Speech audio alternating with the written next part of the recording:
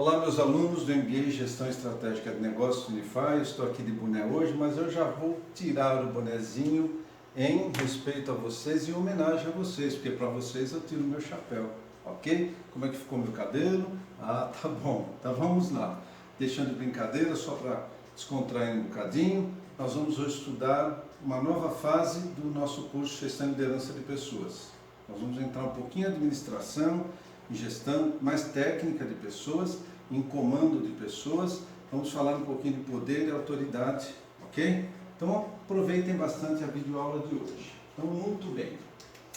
Vamos entrar com o conceito de administrar desse professor que vos fala. Então eu, particularmente, pessoalmente, entendo que administrar significa utilizar corretamente os recursos financeiros, tecnológicos e materiais com a mão de obra necessária, nem menos e nem mais, para que a organização possa, de forma planejada, alcançar suas metas de forma inteligente e econômica.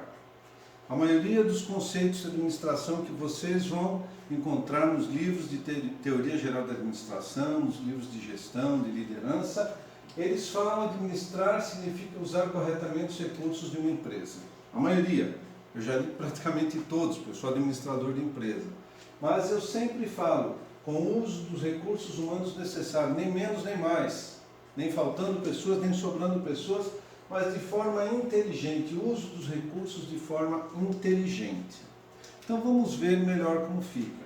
Quais são os recursos organizacionais normalmente que uma empresa precisa e deve ter para suas operações estratégicas, táticas? Então, para que ela possa oferecer seus produtos e serviços no mercado em que ela atua, não importa o segmento que ela participa, ela precisa de bons recursos humanos, pessoas qualificadas, alinhadas com os valores, com a missão, com a visão corporativa. Então, o setor de recursos humanos, o setor de RH é muito importante neste meio tempo aqui, olha. Ele precisa entender a missão, a visão, os valores da empresa para alinhar as pessoas que vão ser trazidas do mercado para trabalharem na empresa. Então esse é o fator preponderante principal em todas as empresas, não tenho dúvidas. Recursos materiais, toda empresa precisa de vários tipos de materiais, né, como computadores, ferramentas, etc. Não é? Máquinas e equipamentos, depende do que ela produz de produto e serviço, máquinas e equipamentos, né? Recursos tecnológicos, aqui eu falo em software, eu falo em hardware, eu falo em pesquisa e desenvolvimento. Recursos financeiros para bancar tudo isso, para pagar tudo isso e ainda gerar lucro. O espaço, que é a infraestrutura que ela vai colocar todos os recursos. E o tempo é um recurso fantástico, fabuloso. Quando mal utilizado, todos os outros recursos sofrem. A administração do tempo é fundamental. Um dia com mais especificidade eu vou falar sobre isso para vocês. Então esses são os recursos necessários para uma empresa. Então agora eu volto um pouquinho, né, na minha síntese de administração. É utilizar corretamente, o uso correto de todos os recursos, sem falhas operacionais, administrativas, né? Então os recursos financeiros para que não haja perdas, prejuízos. Tecnológico, não preciso nem de mais nem de menos tecnologia, exatamente o que se precisa na empresa. Os materiais sem desperdícios, com os recursos humanos, a mão de obra necessária, repito, nem menos e nem mais, não é? Para que a empresa, a organização possa, de forma planejada, então eu vou planejar o quanto eu preciso de tecnologia, de pessoas, de mão de obra, de equipamentos, etc., não é?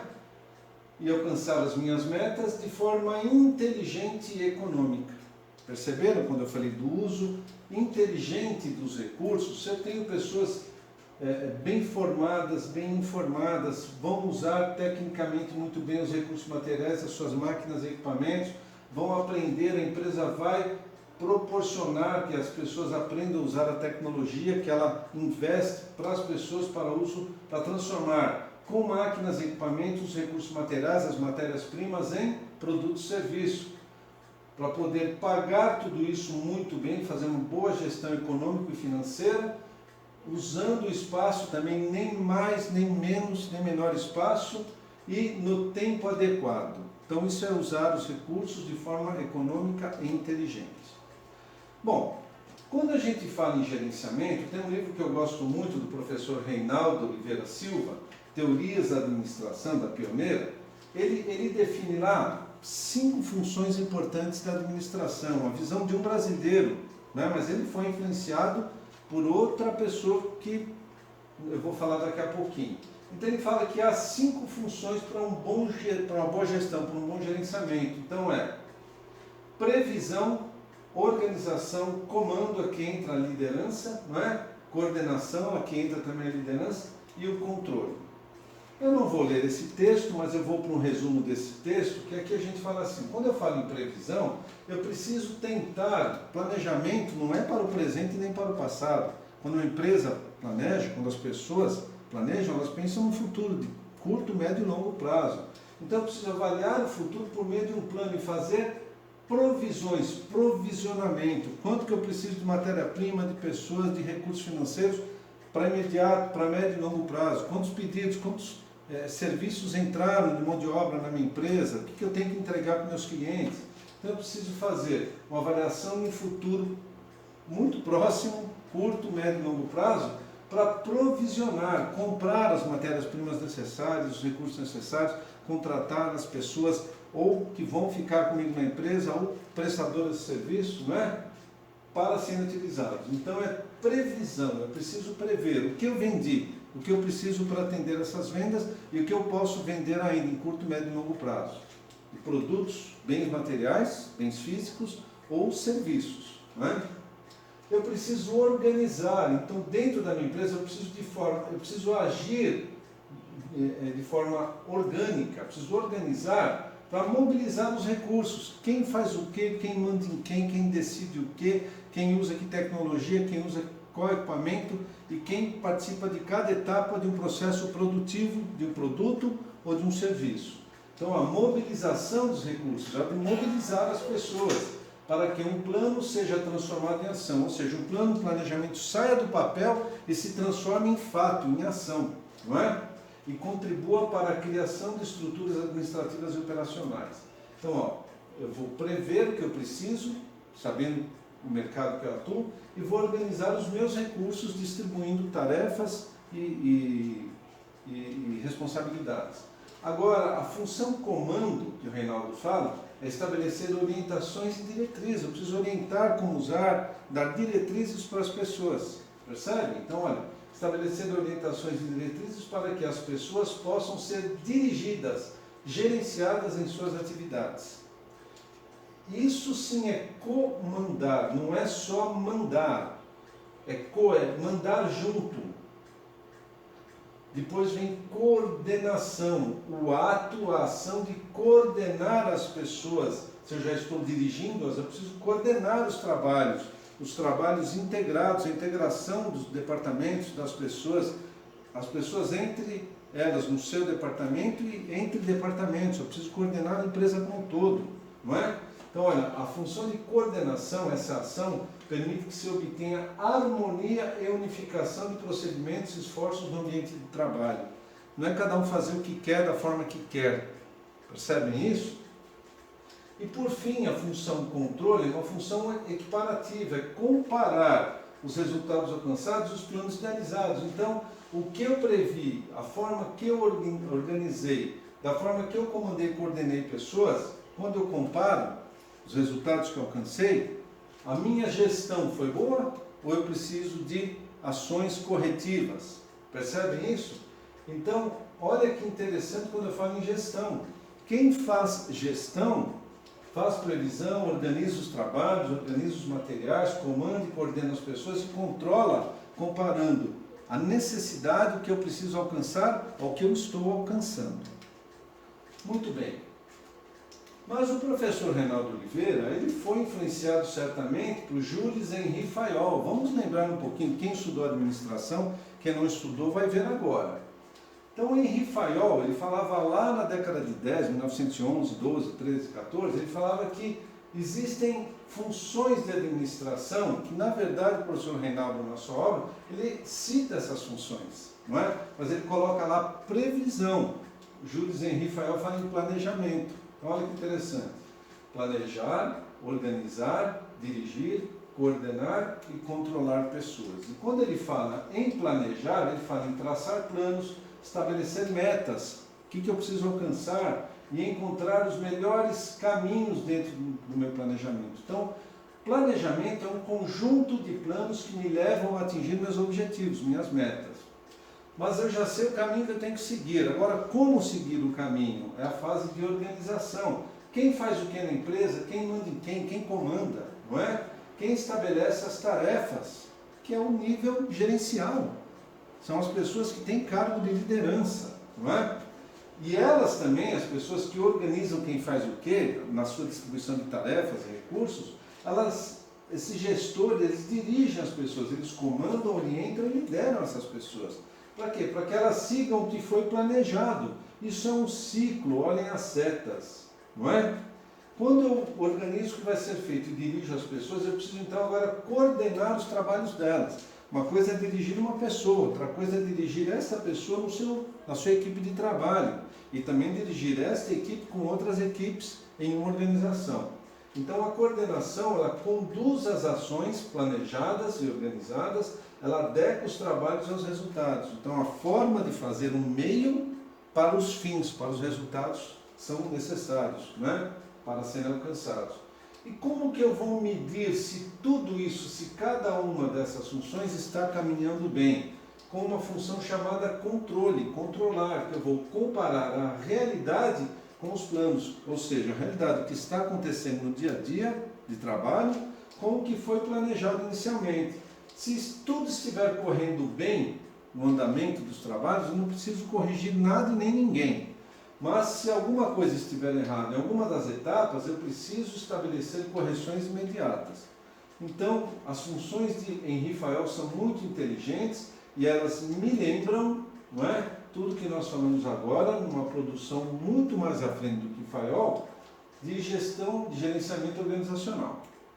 Muito bem, já que eu entendi um pouquinho melhor esse ciclo, não é, de planejamento, de organização, de direção, de coordenação e controle, eu posso pensar agora numa gestão estratégica. Então, como funciona, né, um processo de gestão estratégica? Quais são as etapas? Então, olha que interessante.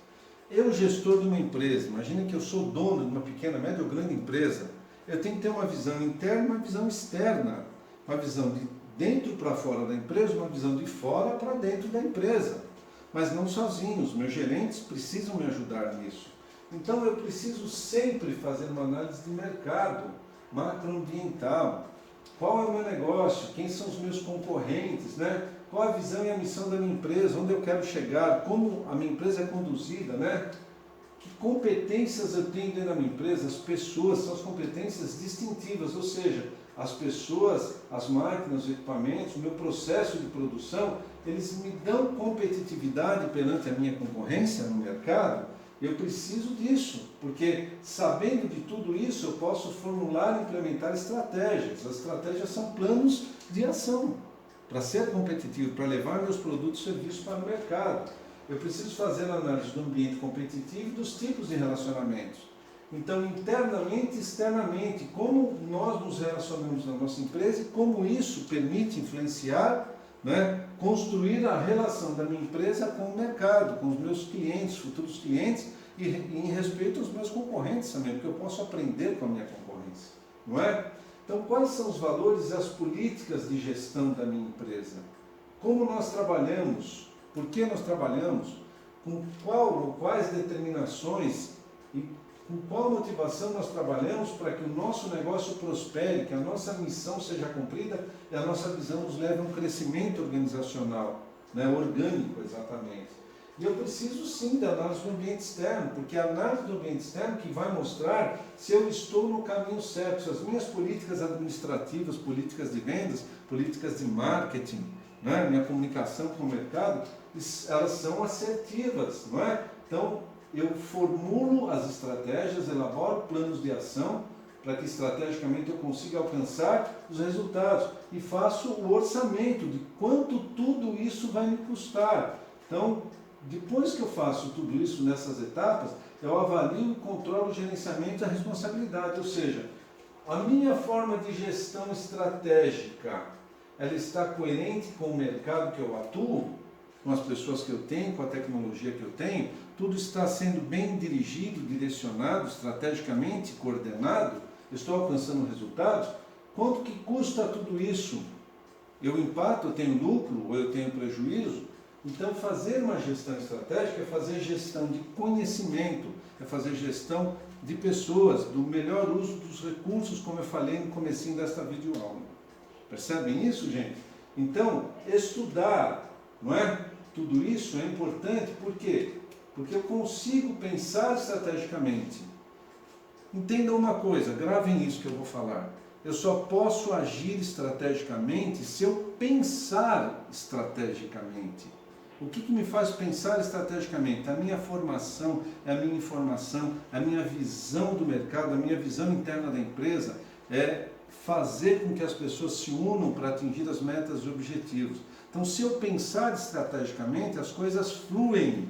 Se eu não pensar estrategicamente, eu sou só um continuista, só uma pessoa que vive com derrotas. Tudo bem?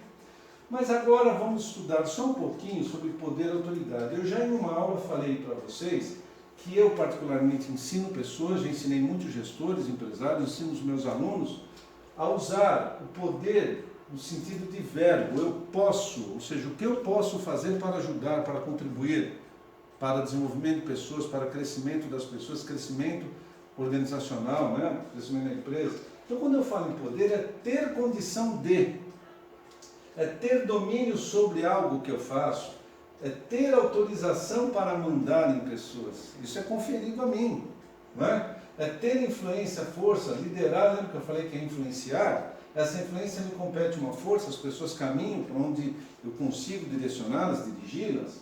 É ter controle sobre situação, outra palavra que eu falei muito para vocês. Então, o uso do poder tem que ser um uso coerente com o que eu sei, o que eu faço, o que nós precisamos alcançar. Agora, a autoridade também é nos dada pela empresa, pelas pessoas de mais alto cargo na empresa, como presidente, vice-presidente. A autoridade, ela engloba o poder, ela engole o poder, ela engloba o poder. Porque, olha, ter autoridade é ter poder de dar ordens. Então, na escala hierárquica de uma empresa, as pessoas que estão abaixo de mim, elas cumprem minhas ordens, mas a gente comanda, não é? É ter o direito de dar ordens, é ter influência moral, porque se eu não tenho influência moral, eu não tenho a força sobre o que eu falo sobre as pessoas. É ter influência para julgar, ter conhecimento sobre algo, é ser perito em alguma coisa, ser especialista em alguma coisa.